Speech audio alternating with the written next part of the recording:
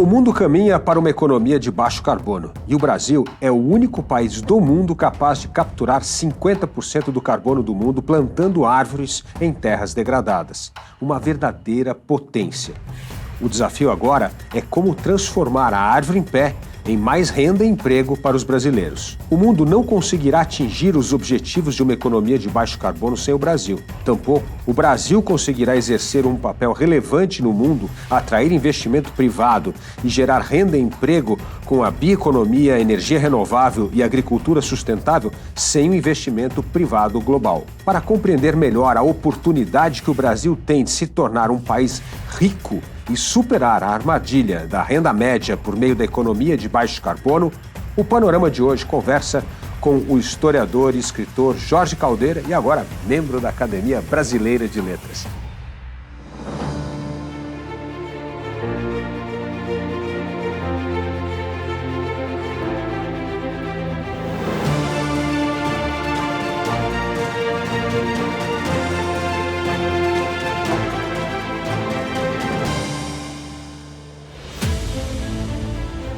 Jorge Caldeira, muito bem-vindo ao Panorama.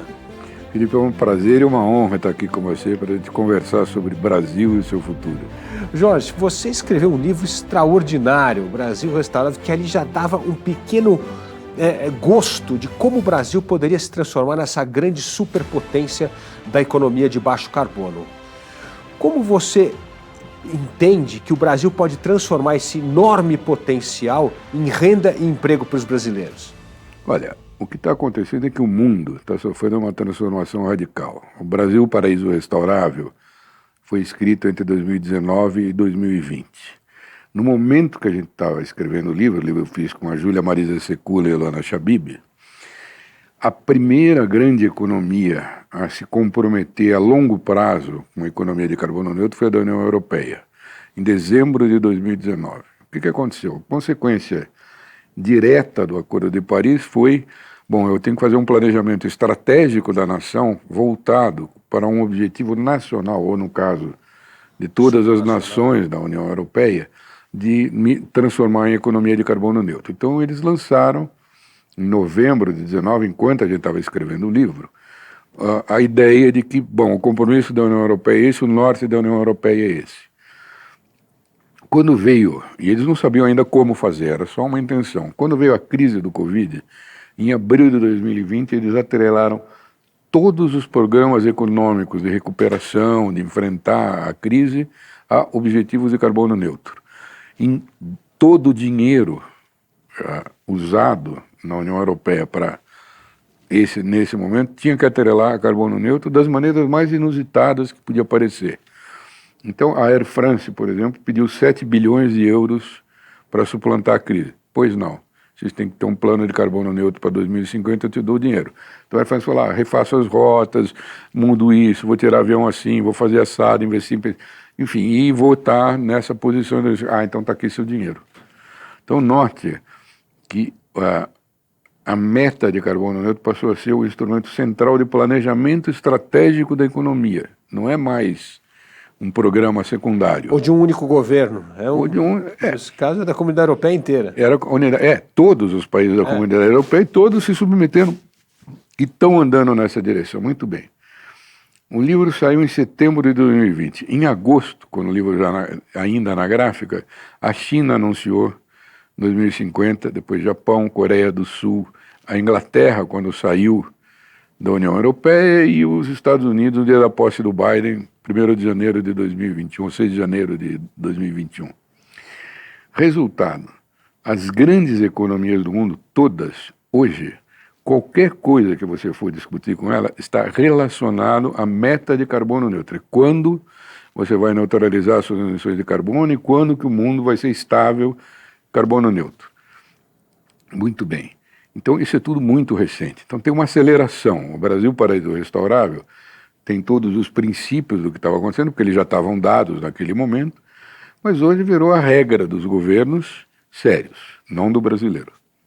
Ô Jorge, e você disse uma coisa importante no livro, que o Brasil é talvez o único país do mundo que pode capturar 50% do carbono do mundo plantando árvore. Como é que é isso? Como é que nós podemos fazer isso utilizando as nossas terras degradadas? Duas coisas. O que muda essencialmente para a economia como a gente conhece uma economia de carbono neutro? A medida central da eficiência econômica não é quanto eu produzir. É eu produzir sem destruir a natureza e produzir sem afetar o futuro da natureza? Essa é a pergunta essencial dessa economia. Isso muda tudo, basicamente. Bom, quando você faz essa pergunta, você está falando de duas coisas. No que a gente conhece como economia normal é reduzir as emissões de carbono na indústria, petróleo, óleo, enfim, as fontes de emissão. Mas só que, ao mesmo tempo, descobriu-se que a solução do problema do carbono neutro não é só a questão da emissão. Você pode fixar carbono também, Sim. ou seja, você pode retirar carbono da atmosfera, fixar na Terra. Tem dois métodos que começaram a ser desenvolvidos para isso. Máquinas gigantescas, que gastam muita energia, mas tiram carbono da atmosfera e jogam em minas subterrâneas. Outro, árvore, que faz exatamente a mesma coisa, o mesmo serviço. A árvore, para crescer, faz fotossíntese, tira carbono na atmosfera e fixa no tronco e nas raízes. Muito bem. A última medida, saiu agora recentemente um artigo da Nature, é que a planta árvore é alguma coisa ainda 200 vezes mais eficiente do que fazer máquinas. Então, um método de fixação de carbono, de solução rápida desse drama da humanidade que é o aquecimento global, o melhor método conhecido, eficaz, é plantar árvore. Tá? E para fixar carbono. Plantar árvore não para queimar, mas para deixar lá. E o Brasil, como tem uma extensão de terra extraordinária, sol, clima, chuva e, além de tudo, terra degradada, nós temos aí a combinação ideal para ser esse país engajado no plantio de árvore. Então, sem brigar com o agro. Não. Vamos lá. O território do Brasil pode ser dividido em 3/3, que são mais ou menos do mesmo tamanho. Tá? 1/3 desse território é onde estão as cidades, a agricultura, a pecuária, a infraestrutura e os reflorestamentos comerciais. Quer dizer, 1/3 do território está tudo isso. Está tudo isso lá, aproximadamente 2.800.000 quilômetros quadrados, algo desse tamanho. Está tudo isso lá. Outro quase terço do território é parques de preservação e reservas indígenas, propriedades estatais. A reserva indígena é uma propriedade estatal que tem a permissão para um determinado agrupamento humano viver lá com direitos fixados. Bom, esse pedaço do território brasileiro, que tem 2.700.000 quilômetros quadrados, fixa hoje 636 milhões de toneladas de carbono, que é 5 vezes a emissão da indústria no Brasil. Isso acontece hoje no Brasil. O outro terço do território do Brasil são propriedades privadas, onde existe alguma fixação de carbono, mas isso não foi medido até agora, não faz parte das contas nacionais de fixação de carbono. Mas é aonde se pode fixar carbono sem afetar a agricultura, sem afetar a pecuária, sem afetar os reflorestamentos comerciais, as áreas industriais e a infraestrutura. São 270 milhões de hectares, 2.700.000 quilômetros quadrados. O que tem nesse território? Propriedade privada e, basicamente, sítios. Quer dizer, são as propriedades que não têm produtividade suficiente para serem de agricultura ou de pecuária. É nesse pedaço que se vai fixar carbono, né? Muito bem. Ou seja, na pequena propriedade, ou seja, pode ser um grande alavancador de renda e emprego justamente para a pequena propriedade.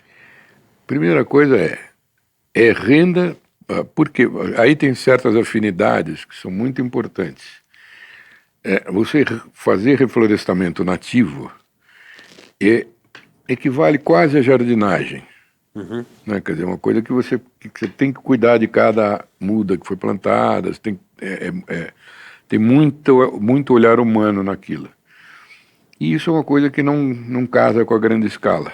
Não tem ganho de escala imenso entre plantar 1 hectare e plantar 100 mil hectares para essa finalidade, quer dizer, pegar terra degradada e transformar em floresta, né?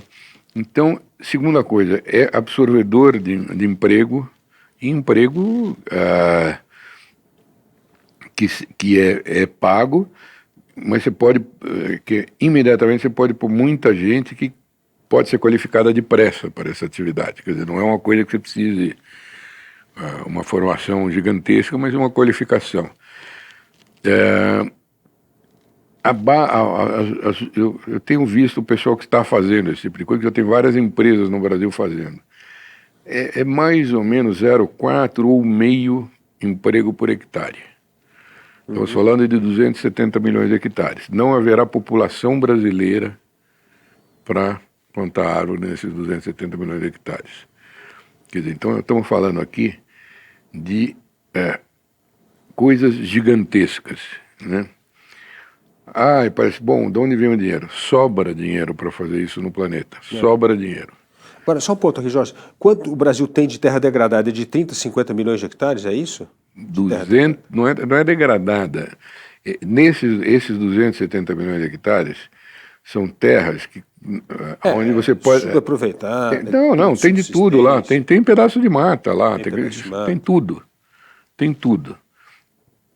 Tem a caatinga, tem um monte de... Enfim, tem vários biomas, tem de tudo nessa terra. Mas é nesse universo que vai se dar a coisa. Você não pode transformar a fixação de carbono numa atividade que compita com a agricultura. Que seria um suicídio nacional e mundial. Exatamente. E o planeta não vai permitir essa coisa. Exatamente. Então, é um negócio que é intermediário entre o bom negócio agro, mas é o quê? Num sentido amplo, a economia de carbono neutro vai significar transferir para propriedades agrícolas uma porcentagem razoável do PIB mundial. Talvez 7, 8% do PIB mundial. É muita coisa. Bom, o que nos falta para isso? O que falta ao Brasil para entrar nessa coisa? Contratos críveis, assinados entre proprietários privados, investidores privados, onde o governo só entra talvez com a certificação. Por quê? Porque as propriedades privadas, isso é um progresso do Brasil. Depois do Código Florestal se fez o CAR, o Cadastro Ambiental Rural. Tem 5 milhões de propriedades no Cadastro Ambiental Rural. Então, a ideia do que isso significa, nos Estados Unidos existem 2 milhões e 100 mil propriedades agrícolas. Então, a média da propriedade no Brasil é menor, menos da metade do que é nos Estados Unidos, que as áreas são semelhantes.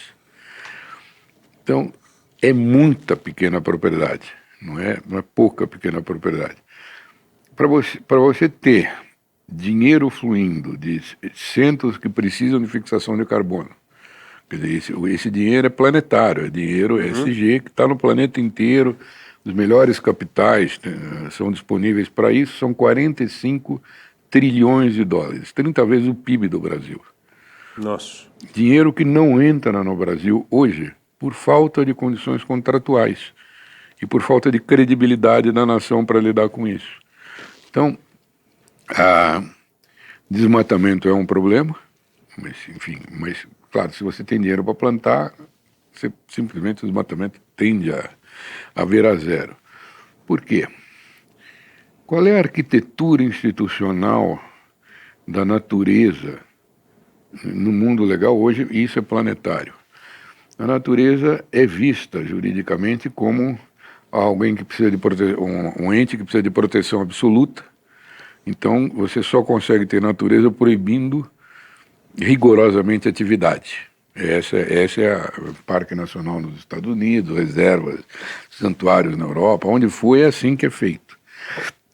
Essa economia, ela não pode conviver com isso. É o contrário. Você precisa que, no sentido de plantar floresta, a propriedade privada maneje natureza. Esse é o ponto. Agora, o Jorge, isso que você está dizendo assim, é o paraíso dos liberais, né? Porque economia descentralizada, pequena propriedade, mas a gente tem um cacuete de um governo que gosta de intervir de forma abestalhada na economia brasileira. Na hora de começar a ver que está passando bilhões e bilhões de dólares em contratos privados debaixo do radar do governo, como é que esse governo nosso, com essa mentalidade nacional desenvolvimentista, não vai querer meter a mão, regulamentar, criar problema e aí afugentar um investimento que cabe a nós? Bom, vai haver um choque no Brasil. Eu digo e tenho dito o seguinte: o Brasil, na campanha eleitoral do ano passado, discutiu-se as duas melhores alternativas para ficarmos nos anos 50 e 60. Né? Quer dizer, o fundamento ideológico do que está sendo discutido aqui são duas realidades que não existem mais. O comunismo. Qual foi a última nação comunista que foi viabilizada no planeta? Cuba, talvez, 1960. Né? Capitalismo selvagem. Quer dizer, vocês estão falando de economia de carbono neutro como uma regulação de mercado incorporando uma questão que não existia antes. Né? Então, no molde antigo, o que era antigo é esse, que o Brasil funciona. O problema do Brasil é que está ficando arcaico com essa. O mundo está andando depressa e o Brasil está parado. O Brasil é o dia da marmota dos anos 70. Quer dizer, todo dia refazendo uma vida passada sem nenhuma coisa nova. E o mundo mudando a nosso favor. Então, qual é a ideia de planejamento estratégico envolvida em metas de carbono neutro até 2040, 2050? Este é o caminho, esse é o norte, eu faço o que for preciso para isto. Como é que é o planejamento no Brasil? É o planejamento como era feito nos anos 1950, 60. É isso aí. Supõe que, para haver desenvolvimento, é necessário que o Estado capture dinheiro via imposto para transformar em capital. Não é imposto para prestar serviços. É imposto para transformar em capital. E com isso cria-se as grandes empresas que o Brasil precisa, ou o progresso vem disso. Né? Então, o governo no Brasil é competidor de capital com o setor privado. Isso assim foi feito nos anos 60. Essa mentalidade continua porque nos anos 60 era assim, o mundo era fechado. O mundo da economia de carbono... Só um ponto, esse que você está dizendo, o exemplo perfeito que descreve isso é o decreto presidencial para melar o marco do saneamento. A gente tem uma meta de 2033 para atrair investimento para saneamento privado, né, para 100 milhões de pessoas, e o governo meteu lá um decretão para preservar o oligopólio das estatais. Não, para nos manter nos anos 70. Então, no caso da economia de carbono neutro, isto é bolinho, vai ser muito pior o que vai acontecer, porque vai acontecer, e não poderia ser assim, mas está acontecendo a revelia dos governos. Jorge, um minutinho aqui para dar um recado aqui para a nossa turma aqui. Olha, o programa Travessia é imperdível para você que se interessa por educação. Se você tiver interesse em conhecer mais a fundo o nosso programa, tem o link abaixo e o QR Code aqui na tela. Não perca, Travessia. Jorge, voltando aqui ao nosso papo. Então, nós estamos dizendo aqui que um potencial de investimento extraordinário, precisamos ter juízo e criar contratos críveis. E se a gente tiver contratos críveis com o potencial que nós temos de fixar carbono plantando árvore, o Brasil pode receber uma injeção gigantesca de investimento externo. Põe gigantesca nisso. Qual é o montante que você acha? O Brasil pode receber trilhões de dólares de investimento. A unidade de conta potencial é essa. Na casa dos trilhões. Dos trilhões. É inacreditável. Porque o Brasil tem por todas as razões do mundo, vai receber esse dinheiro. Uma placa solar posta no Rio Grande do Sul produz 40 vezes mais energia que a mesma placa na Alemanha ou no Canadá. Aliás, esse é um setor que o Brasil está fazendo muito bem feito, né? As energias renováveis, né? Investimento em eólica, solar, agora com o potencial das offshore, que no seu livro você já mencionava, né? O Brasil está indo muito bem aí, né? Bom, está indo extraordinariamente bem porque essa é a área onde a coisa começou primeiro aqui. Essa é uma área mundial, desenvolver a tecnologia lá fora, não foi exatamente o Brasil que desenvolveu, mas o custo baixou monumentalmente E os métodos de instalação aconteceram fora do radar desse governo anos 50. Por quê? Vamos lá, o Brasil fez três grandes investimentos de energia nos últimos 10 anos, 12 anos, 13 anos. Um foi Belo Monte, que devia chamar a usina Dilma Rousseff. É verdade. Custou 40 bilhões de reais e, na prática, está produzindo entre 2 e 3 gigawatts de energia firme por ano. Os reservatórios são pequenos. 20 bilhões de reais por gigawatt. Produziu alguma coisa como 700 parques eólicos, que produzem 4 vezes mais energia do que Belo Monte, 6 vezes mais energia que Belo Monte, e custaram a mesma coisa. Então, você está vendo que nós estamos falando de uma unidade, custo alto, método antigo, grande capital do governo, custo alto, contas mal feitas, eficiência baixíssima, e uma que 6 vezes menos. Agora, no ano passado, o Brasil completou quase uma Itaipu de energia 15 solar. 15 gigawatts. 15 gigawatts, que custaram menos do que ainda a conta hoje está em torno de R$1 bilhão por gigawatt em solar. Então, já está acontecendo no Brasil. Outra coisa, solar é 700 mil pessoas instalaram placa no ano passado e já tem mais ou menos residências, isso? Residências placa pequena. Então tem, vamos dizer, fazendas solares. 700 mil? 700 mil. Então você tem aqui 600 e 700 mil. Você está vendo que a descentralização é gigante. O custo é de outra maneira. É feito de outra maneira. Belo Monte todo mundo sabe o que é, porque associa a progresso. As 700 usinas, ninguém associa a mais progresso que Belo Monte. E as 700 mil placas solares, que todo mundo está fazendo e está aí, está andando, menos gente ainda associa a desenvolvimento. Então o que acontece? Na prática, o mundo anda, apesar desse estado anos 50 flutuando lá em cima e caçando coisa, tentando impedir mudança, etc. Então, o mundo anda por baixo. E é assim que vai ser a coisa. Quer dizer, já tem projetos governamentais que põem o Estado no lugar que tem que ter para reflorestamento. O que é isso? Tem um programa chamado Refloresta São Paulo. O Estado entra como nas duas funções, usa o CAR para certificar que as coisas estão sendo feitas, e se há desconfia de alguma coisa, vai só nos pontos onde o satélite indica que pode ter problema. O dinheiro é de um proprietário privado que vai para outro proprietário privado. Então, a circulação, a atividade econômica, os capitais e a produção acontecem no mundo privado, não é uma estatal. É assim que vai ser, né? Esse é o contrato para o mundo. O dia que esse contrato se disseminar, o Brasil vai ter 2 ou 3 milhões de plantadores de floresta que vão assinar contratos, cada um o seu, fiscalizáveis, vai ter um mercado, vai ter título secundário para isso, enfim, vai ter tudo, vai ter seguro, vai ter tudo, que tem que ter um mercado. Então, o que isola o Brasil do dinheiro do mundo? Contratos decentes e confiança de que esses contratos vão ser feitos para proprietários privados de pequenas propriedades fazerem uma atividade disseminada.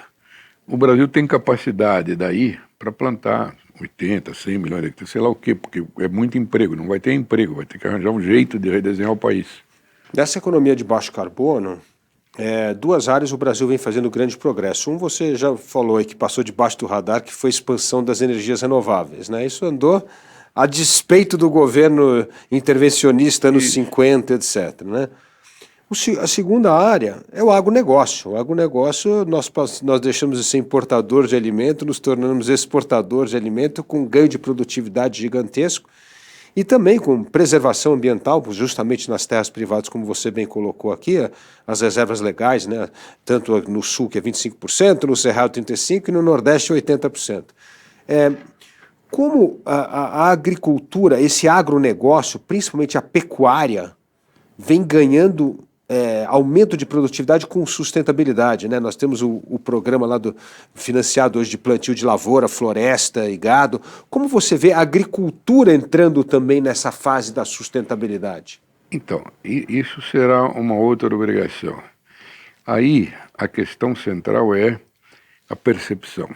Quer dizer, as pessoas, por que a preservação é necessária, e se não tivesse um impulso de preservação, ninguém estaria pensando nisso agora, houve uma reação, fala, puxa, esses caras estão aqui nos proibindo. E, de fato, a preservação exigiu avançar sobre o direito de propriedade. Não tem conversa, quer dizer, você tem lá a regra de aqui pode 80%, pode 50%, etc. e tal. Isso foi percebido pelo proprietário como não poderia deixar de ser, como uma agressão, né? Isto é conservação. A economia de carbono neutro não é conservação. A economia de carbono neutro é produzir com a natureza preservada. Então essa é outra conta, esse é outro aprendizado. Tanto quanto na área de plantar florestas, na área de produzir, o Brasil tem absolutas condições para fazer essa conta, porque o agronegócio é negócio. Então ele vai perceber que é mais, quando virar negócio, você tomar conta disso, e já é para muita gente, pega aí etanol. O pessoal do etanol hoje recebe dinheiro para produzir, recebe dinheiro de carbono neutro. Por quê? Porque eles, primeiro, cuidaram. Segundo, porque a cana com relação ao petróleo, o etanol com relação ao petróleo, a emissão de carbono é muito menor, porque a planta absorve, então isso entra na conta. Não é só você tirar da terra e queimar, é uma coisa, você absorver é outra, né? Agora, a segunda coisa, e essa é importante, é que desmatamento é a maior emissão de carbono do Brasil.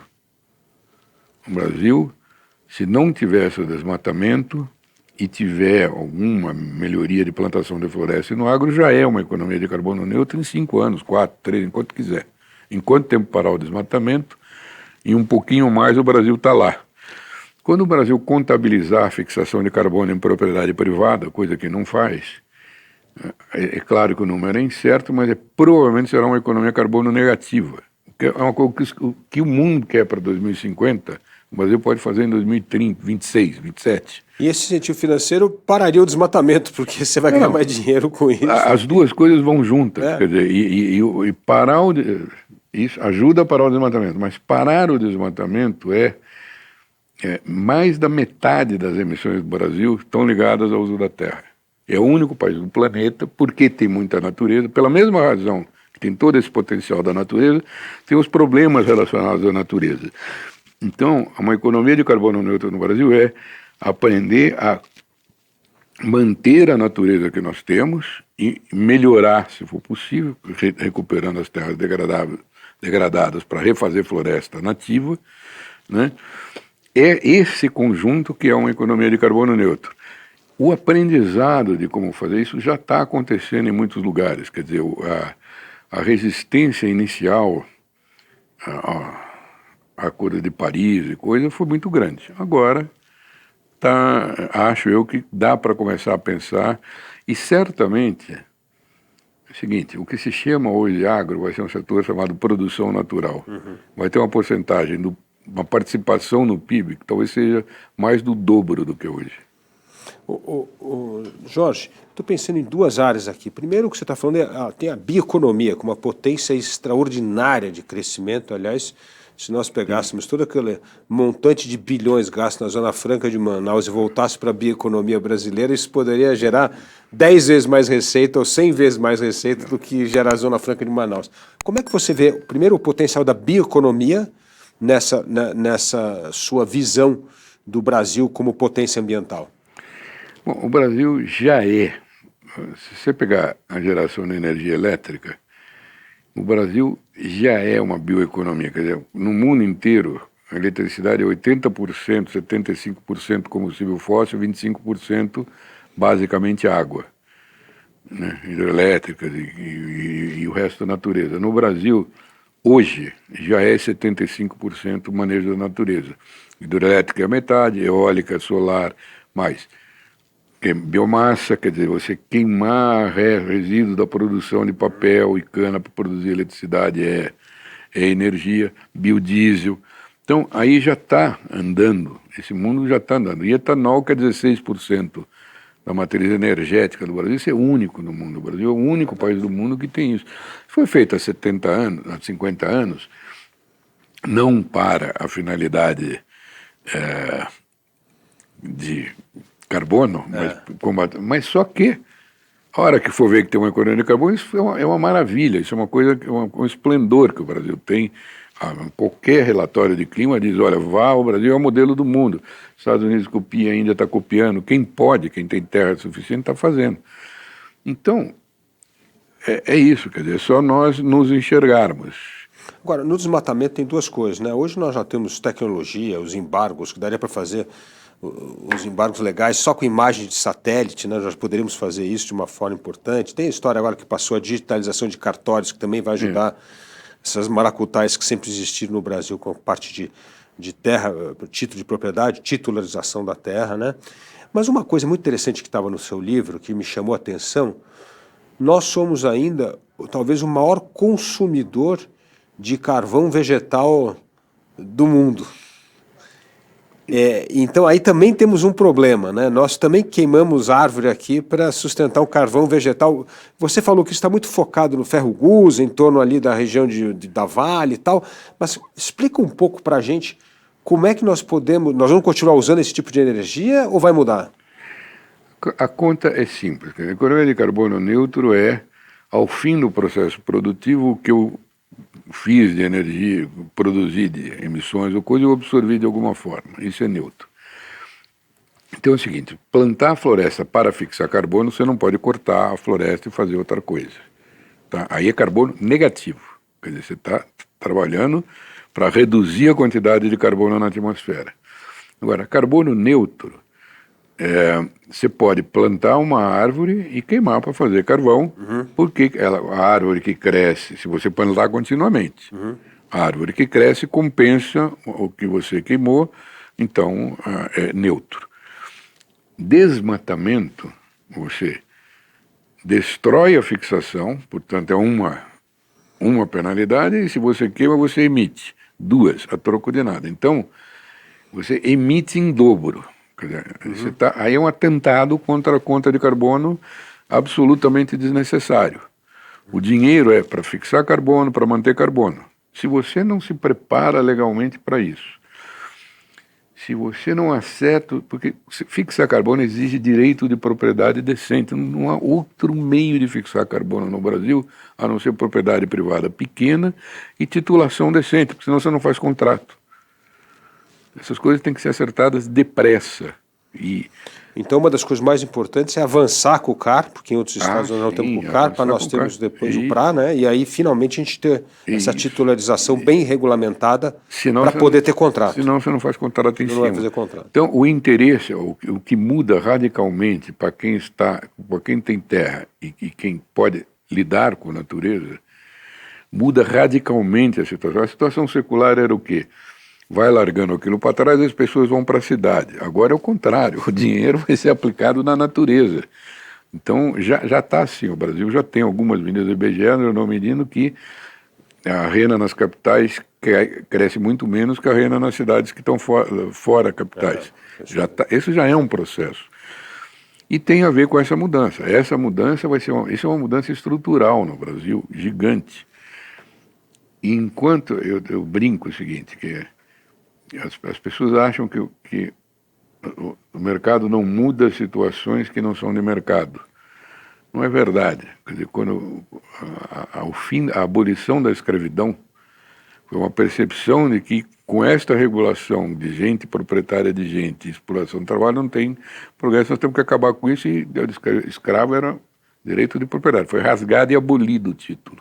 Isso é a abolição da escravidão do ponto de vista financeiro. O que está acontecendo agora é algo quase do mesmo tamanho desse processo, quer dizer, uma inversão muito radical da movimentação de capitais, que estão estão todos fluindo nessa direção e saindo de fóssil, saindo de coisa. E no Brasil só falta fazer um baile da ilha fiscal, porque o movimento abolicionista aconteceu no Brasil, na sociedade, embaixo, etc. E aí caiu aquele topo. O Estado brasileiro, hoje, não é uma questão de anos 50. A questão é, isto é uma economia que funciona de um jeito radicalmente diferente do que o Estado brasileiro pensa que deve ser uma economia. Ô Jorge, você está dando a melhor notícia aqui para a turma do Panorama. Você está dizendo que nós vamos virar um país liberal, vamos destruir esse Estado centralizador que dominou o Brasil durante tantos anos, para nós podermos desenvolver o nosso enorme potencial ambiental, que na verdade o que você está dizendo, se está falando de trilhões, vai ser a maior atividade econômica do país. Não, mas é óbvio que vai ser agora. Aí precisa também que os liberais percebam isso.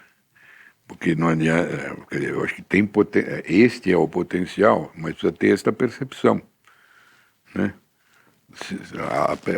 A economia de carbono neutro, ela tem regras diferentes. O mercado funciona com regra, o mercado não é o caos, o mercado é regra, o mercado é lei, coisa circulando com regras. Tem que entender isso. Quer dizer, é em benefício, essa mudança vem em benefício do Brasil. Agora, ela é regulada estruturalmente porque você mede carbono.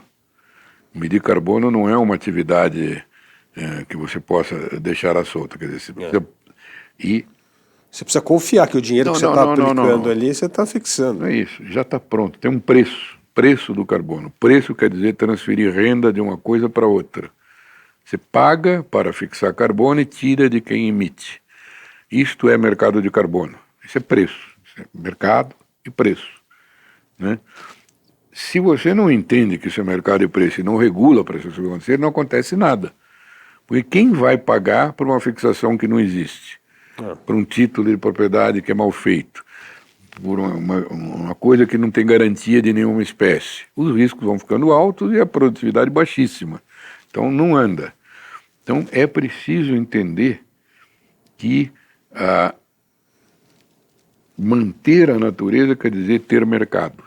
Isso é uma mudança, é uma percepção nova, não é? Isso é difícil. Por isso que não é a mesma coisa do que vai dar certo, não. Certamente quem sabe pensar assim tem boa chance nessa economia, entendido que meta de carbono, contagem de carbono, fluxo de carbono, neutro ou carbono negativo. O Brasil vai ser carbono negativo. O destino do Brasil é a economia carbono negativa do planeta. Rápido. Né? Esta ambição de estar lá é que falta agora, porque ainda se pensa a questão do liberalismo também é um modo antigo. Quer dizer, temos que... nós temos que construir outra economia. E não, esse Estado que está aí não é para essa economia. Agora, ô Jorge, tem o dilema que eu falo do ovo e da galinha. Primeiro, a gente tem que organizar o nosso mercado, contratos, títulos de propriedade, e depois brigar pela essa história do mercado internacional de carbono, que hoje é reserva de mercado, né? A Europa, você estava dando exemplo aqui da Air France, ela tem que comprar crédito de carbono na Europa, ela não pode comprar no Brasil para compensar. Então nós precisamos... Porque a gente não tem um mecanismo confiável de contrato. É isso, não tem garantia, não tem contrato e não tem direito de propriedade. Então a gente tem que arrumar a nossa casa, tem que fazer lição de casa, para depois brigar para transformar esses mercados locais de carbono no mercado global. É óbvio, você já viu alguém ficar jogando dinheiro para você ficar não fazendo nada. Isso é dinheiro, e tem que, só que dinheiro é sério, é preço, é sério. Você comprou, entrega. Comprou fixação de carbono, tem que entregar. Não é dizer, estou vendendo, aqui é bacana, tem carbono, mas cadê? Estou desmatando, estou fazendo isso aqui, aí não sai. Então, este aprendizado,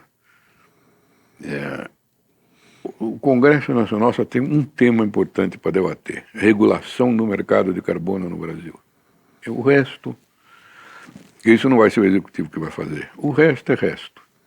Agora, Jorge, essa mudança de mentalidade para o Brasil poder aproveitar esse enorme potencial da economia de carbono, você acha que também é uma questão geracional? Você vê uma geração mais jovem, mais, enfim, afinada com este mundo? Porque o que me parece é que a geração que está hoje no poder vai ter muita dificuldade para entender a dinâmica desse mundo. E aí nós não podemos perder o time no Brasil?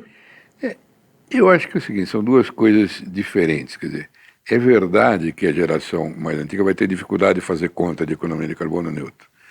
Porque é que nem você fazer conta a Terra gira em torno do Sol ou o Sol que passa todo dia. É uma mudança, muda completamente a lógica, toda a lógica de cálculo da economia muda, isso é difícil, assim como foi difícil para os mais velhos lidarem com o computador, etc. e tal. O outro lado é a força desse negócio vem, e o que está me preocupando é o contrário. É o seguinte, se você atrasa o seu planejamento para esse mundo e ele começa a te invadir, a questão tá bonita, essa coisa solar está dando. Daqui a pouco, o mercado de energia elétrica no Brasil, daqui a pouco é esse ano que vem, etc. Então, choveu bem, sobrou coisa, então aumentou a solar, aumentou coisa, está sobrando energia. E aí? E aí, como é que vai fazer para pagar os 40 bilhões de Belo Monte? Isso é uma coisa, são conflitos reais que vão começar a acontecer. Então, se a gente não olhar para frente, a gente vai ser pego, vai ser atropelado pelo que está acontecendo, como foi no caso da abolição. Quer dizer, aquilo lá foi para a rua, as pessoas fizeram na rua, quando foi ver tinha acabado tudo. Aqui, esse é o ponto agora, isso não é uma questão de escolha. Quer dizer, acho que agora, vamos dizer assim, a guerra da Ucrânia é o começo de um novo mundo de regulação. Ela começou por causa da regulação de preço de gás. Agora, o Cafu, para mostrar como isso está sendo muito mal percebido como esse grande potencial, né? Nós vemos uma coisa. Primeiro, nós tivemos uma eleição presidencial que a questão ambiental jamais foi tratada. Segundo, nós já temos um governo aí há quase 5 meses no poder, não se falou da questão ambiental. O Congresso Nacional não tem uma medida sobre a questão ambiental. Ou seja, parece que esse assunto, que é o maior potencial de geração de investimento, renda, emprego para o Brasil, está completamente fora do radar do poder institucionalizado na política brasileira. O Estado brasileiro, o Brasil, a economia brasileira começou a cair nos anos 70. Entre 1890 e 1975, foi a economia que mais cresceu no planeta. Desde 88 cresce menos do que a média mundial. Em 72, quando o revolucionário Mao Tse-tung falou vamos abrir a China para o capitalismo e tirou aquela foto com o Nixon, o PIB do Brasil era maior do que o PIB da China absoluto, não é per capita. É isso não. Então, 50 anos de besteira dão em besteira. E se você continuar caprichando, vai ter mais besteira. A única coisa é que talvez, provavelmente, o Brasil, esta economia invada o Brasil, porque não dá para suportar o Brasil com glórias próprias do seu passado na situação que o mundo vive. É emergência. Quer dizer, os tratados, a discussão, o presidente da República sai do Brasil, o mundo fala da Amazônia e o que o senhor está fazendo? E aí o presidente fala qualquer coisa, e o outro presidente ficava lá, comendo cachorro-quente na casinha do cachorro, né? Nas casas onde tinha reunião. Então, o Brasil não pode ser marginal desse mundo. E ele não vai ser marginal, assim como o fim do tráfico de escravos. Eu lembro que eu estou dando, eu sei que o historiador não deveria fazer paralelo, mas quebrou um paradigma. A proibição do tráfico de escravos acabou quase que imposta ao Brasil, porque o Brasil falou, não vou fazer uma coisa que o mundo está fazendo, por que eu vou fazer? Ah, vai, porque senão vem aqui te quebramos. Então, o Brasil está começando a entrar nesse perigoso momento de que você vai negociar qualquer coisa lá fora, os caras vêm, olha, desmatamento aqui para você, olha, enquanto você não arrumar isso aqui, vai piorar a tua vida, né? E leis e coisas. Então, a situação é absurda, porque eles lá sabem que precisa do Brasil, né? E você não querer ter um papel, que é o papel que lhe cabe no planeta nesse momento, por quê? Porque quem são os competidores do Brasil em fixação de carbono? Congo e a Indonésia. Os 6 países da floresta do Congo e a Indonésia ficam 85% do mercado. Institucionalmente, o Brasil está muito mais próximo do Ocidente, das leis, da regra, do mercado, do que esses concorrentes. Então, o Brasil tem que ser um modelo contratual da nova economia, mesmo que não queira. Isto vai acontecer aqui dentro. Ou seja, tem um complô mundial para o Brasil dar certo. O Brasil precisa dar certo porque senão o planeta está em risco. E nós aqui, tem um filme que chama Leopardo, que é um filme... o Gato Pardo, lindo, Richard Burton. Um filme maravilhoso do Visconti. Tem uma cena que vai um senador progressista do norte da Itália convidar o da Sicília para o Senado. E ele fala, não, nós somos perfeitos, aqui não precisa mudar nada, tal. O mundo, revolução comendo, tiro, etc e tal. E o Brasil está ficando nessa posição, uma posição ridícula para o Brasil, né? Mas o problema é o seguinte, não há solução estatal para esse problema. Quer dizer, o método de planejamento antigo, vou juntar dinheiro, que é o que estão reagindo. Por que estão tirando? Por que a reação ao marco de saneamento? Porque sai do controle do Estado Central. Por que a reação à reforma da educação? Porque sai do controle das coisas. E vai sair mesmo. Então não há possibilidade. Então as pessoas...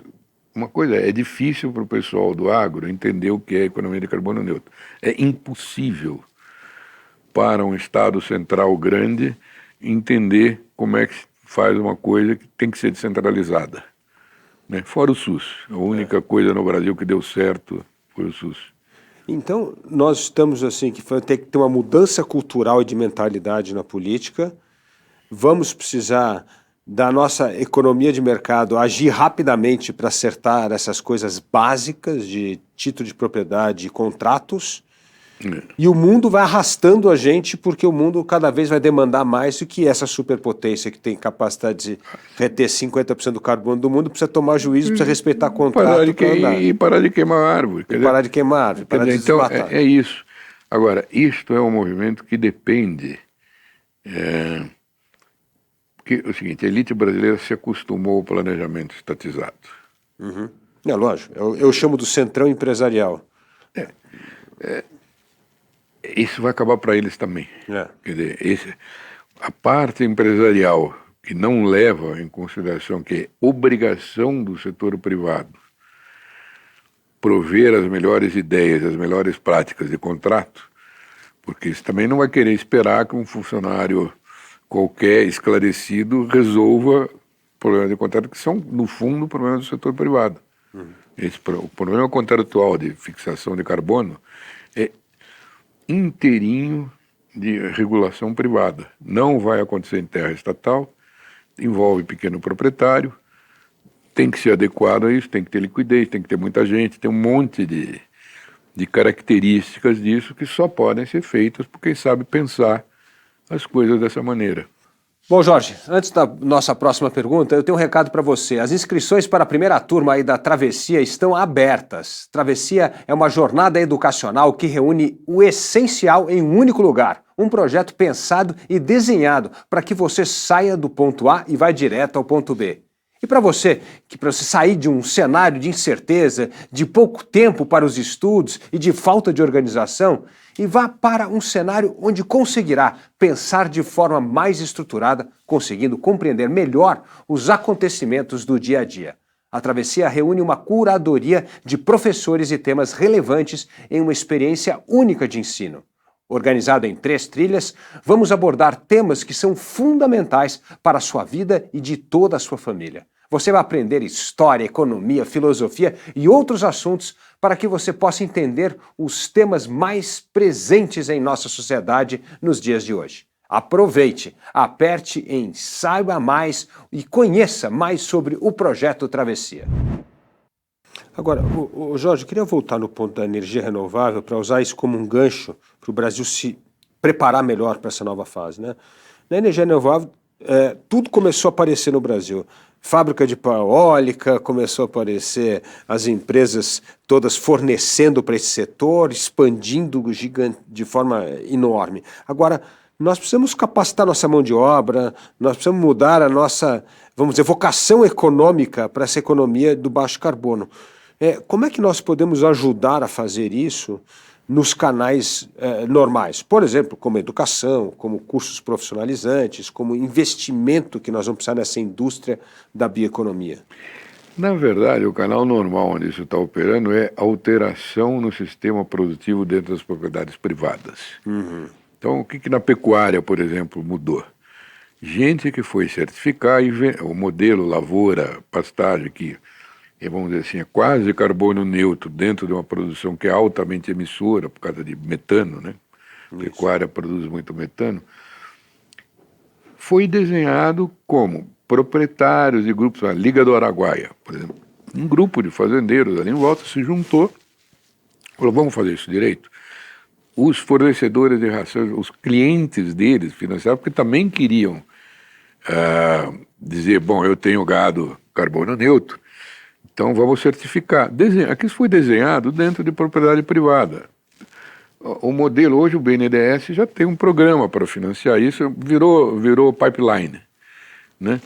E é assim que vai ser feito. Quer dizer, isso foi uma criação que do mundo privado acabou tendo Ou seja, precisa organizar o mundo privado para começar a emitir os sinais para o resto do mercado se disciplinar em torno daquilo. Quem organiza o mercado, esse mercado, tem que ser, porque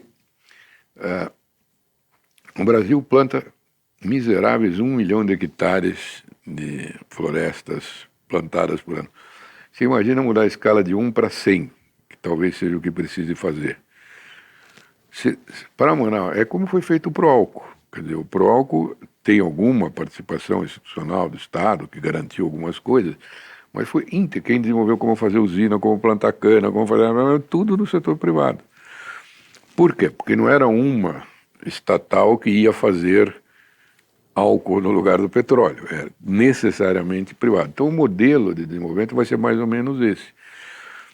E sai do setor privado, quer dizer, isso não tem conversa, isso vai ser de setor privado para setor privado. O Estado vai ser um intermediário, exceto na manutenção de áreas públicas de floresta, que são 2.700.000 km², é muito. O governo não tem dinheiro para fazer isso com eficácia, por isso o desmatamento, né? Porque o desmatamento tem custo, mas não tem receita. Então é uma atividade estatal maluca, porque você tem que reprimir todo mundo e você não tem nenhuma receita daquilo. Claro que num país pobre isso disputa recursos, por isso que é cíclico a questão do desmatamento. Se você tiver apoio privado, quer dizer, se o setor privado passar a plantar, diminui brutalmente a pressão para o desmatamento, você vai ter tudo que teoricamente você precisa, e o desmatamento não é para a agricultura. O desmatamento é para fazer carvão. Não é isso. Esse carvão vegetal que E a outra coisa é a seguinte, tem uma lógica muito, eu estou sendo injusto, tem uma lógica muito perversa, é o seguinte, se você tem floresta hoje, você não pode ter mercado. Não tem dinheiro para floresta em pé hoje, só estatal. Se você derruba, você entra no mercado. Então, se você é punido por fazer uma coisa importante, não dá certo. Isso é uma lógica maluca. O correto é, quem tem floresta em pé, receber dinheiro. Não pode ser o mesmo dinheiro de quem planta floresta. Inclusive porque a fixação é muito menor. Mas é só fazer a conta e ver que o proprietário de floresta, que não derruba a sua floresta, merece uma cota anual do tamanho do carbono que está lá, que é pouco. Mas é o suficiente para o cara não tomar a decisão de, putz, se eu não derrubar, eu não posso fazer nada na minha propriedade. Esta estrutura, que é a estrutura da arquitetura legal conservacionista tradicional, tem que mudar. Quer dizer, tem que dar dinheiro para quem tem floresta numa propriedade privada, manter a floresta lá. Não pode ser muito dinheiro, não pode ser competitivo com outras coisas, mas tem que ser o suficiente para o cara falar, tá bom, é o que custa manter aquilo lá. Né? É assim que tem que ser. Sim. Jorge, você traz uma ótima notícia no momento que o Brasil está muito desesperançoso, né? Vendo todas as coisas, uma economia estagnada há mais de 20 anos, baixa geração de investimento, de renda, emprego, de repente nasce aqui um sol no horizonte aqui, que é essa grande economia de baixo carbono aqui, e mais do que você está dizendo. Isso não depende de governo, depende da organização do setor privado, das propriedades privadas, para fazer esse mercado acontecer, né? Então, essa é a mudança de mentalidade, ou seja, é quase que você está delegando a responsabilidade não aos governantes, mas aos proprietários privados, ao mercado, para começar a se organizar, né? E terceiro ponto, que eu acho que tem dinheiro para fazer isso. Antigamente não tinha, né? Agora está sobrando dinheiro para fazer isso, né? Então... E o terceiro ponto que falta aqui, só para a gente fechar a conversa, é o timing. Você vem dando muita ênfase no senso de urgência, porque isso já está acontecendo, né? Isso já está acontecendo. Então, assim, como é que nós podemos aproveitar esse timing? O que o mercado mais pode fazer para acelerar esse processo? Você acha que a prioridade máxima, como você falou, é regulamentação do mercado de carbono e títulos de propriedade privada para fazer esse negócio começar a andar? Exatamente. Para a coisa andar você tem que ter controle e informação sobre emissão e fixação de carbono, né? Segunda coisa você tem que adequar as instituições para controle e fixação de carbono. O Brasil não tem isso. O Brasil tem uma natureza excepcional, mas tem baixa qualidade institucional hoje para lidar com essa questão. E terceiro, e isso vai ser mais importante de tudo, é ter a compreensão que tendo um preço de carbono, você tem um mercado de carbono. O teu objetivo passa a ser receber preços no mercado para fazer carbono neutro, não para fazer qualquer coisa. Você só vai ter dinheiro se você entregar a mercadoria carbono neutro. Se você não entrega a mercadoria carbono neutro, ninguém vai te pagar por ela. Isso é o beabá da história. Então, esta noção de que você tem que fazer essa preparação e receber o preço por algo que eu estou fazendo, não é receber o preço porque está sobrando dinheiro no mundo. Vai sobrar dinheiro no mundo infinitamente e não vai entrar um centavo no Brasil enquanto não for para fixar carbono, para ter carbono neutro. É para isso que é o dinheiro, não é para outra coisa. Então, o mais importante é você ter noção de que esta é uma nova economia. Olha, que maravilha aqui, essa ótima notícia aqui, o mercado organizando a nova economia do mercado de carbono, esquecer da participação do Estado e depende de todos nós de arregaçar a manga e começar a trabalhar para que isso aconteça. Está aqui o potencial, já existe o mercado, já existe preço, o mercado internacional querendo investir nisso e nós somos essa grande superpotência ambiental aqui, não é, Jorge? Não somos só donos de uma coisa dono natural. De um patrimônio. Superpotência é quando entrar o dinheiro. É isso mesmo. Mas, Jorge, muito obrigado pela sua participação aqui no Panorama. Só suas considerações finais aí para a gente fechar o nosso programa.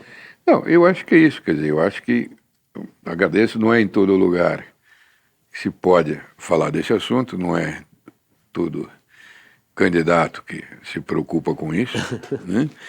E é importante que, vamos lá, há 3 anos atrás era quase impossível a gente fazer um programa como esse, então o que me deixa mais otimista é que, claro, a situação sendo boa ajuda, quer dizer, tendo dinheiro é mais fácil brigar, né? Bem mais. Mas enfim, então está chegando a hora de poder lidar com isso. Obrigado, é um prazer, Felipe. Obrigado, Jorge. Então, olha, e você que nos acompanhou aqui, não esqueça de marcar, nos seguir e lembrar que toda terça-feira, às 20 horas, o Panorama vai trazer mais uma conversa em profundidade para você entender melhor os grandes desafios do nosso tempo. Até o próximo programa.